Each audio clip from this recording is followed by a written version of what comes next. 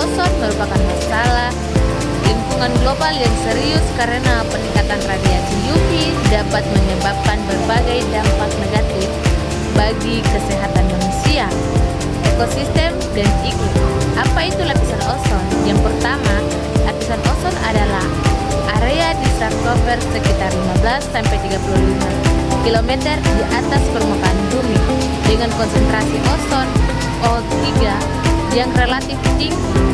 Ozon berbentuk secara alami melalui reaksi kimia antara oksigen dan sinar UV. Yang kedua, fungsi lapisan ozon berbentuk sebagai perisai pelindung yang menyerap sebagian besar radiasi UVB yang paling berbahaya bagi kehidupan di bumi. Tanpa lapisan ozon, radiasi UVB yang berkelebihan akan mencakup permukaan bumi. Dan yang ketiga, siklus ozon. Pembentukan dan penguraian ozon adalah proses yang berkesinambungan sinar UV memecahkan molekuler ozon menjadi oksigen, dan oksigen kemudian dapat bergabung kembali membentuk ozon. Proses ini menjaga keseimbangan konsentrasi ozon di stratosfer. Penyebab lapisan ozon menipis ialah senyawa perusakan ozon OSD. Penyebab utama penipisan lapisan ozon adalah pelepasan senyawa perusak ozon atau ODS ke atmosfer.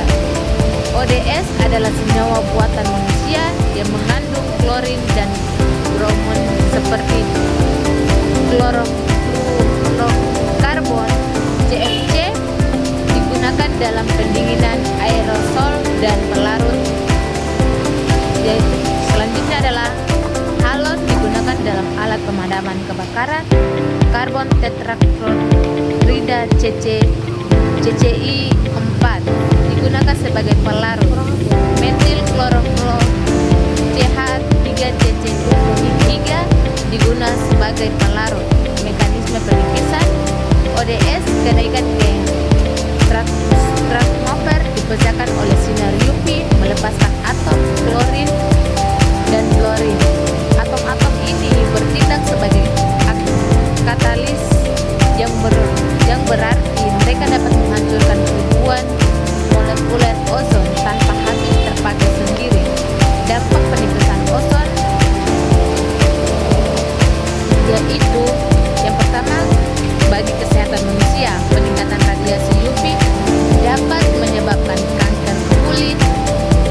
UVB adalah penyebab utama kanker kulit. Katarak UVB dapat merusak lensa mata, menyebabkan katarak. Penurunan sistem kekebalan tubuh. UVB dapat melemahkan sistem kekebalan tubuh, membuat tubuh lebih rentan terhadap penyakit. Ekosistem, peningkatan radiasi UVB dapat merusak tanaman fitoplankton atau produsen utama di laut dan hewan. Hal ini dapat mengganggu rantai makanan dan mengurangi produktivitas ekosistem.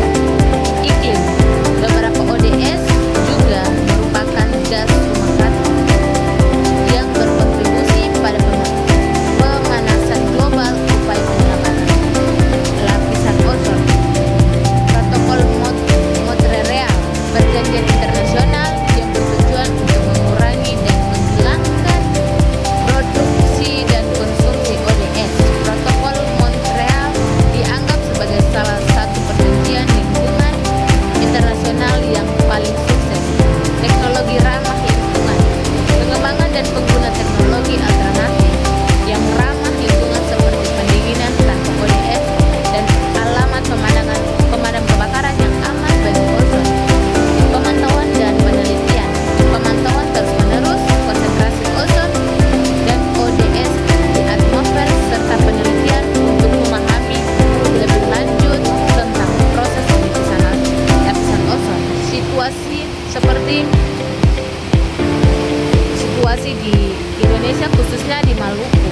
Indonesia termasuk Maluku rentan terhadap dampak penipisan lapisan ozon karena letak geografisnya di daerah tropis. Peningkatan radiasi UVB dapat berdampak pada kesehatan masyarakat, terutama nelayan dan petani yang banyak beraktivitas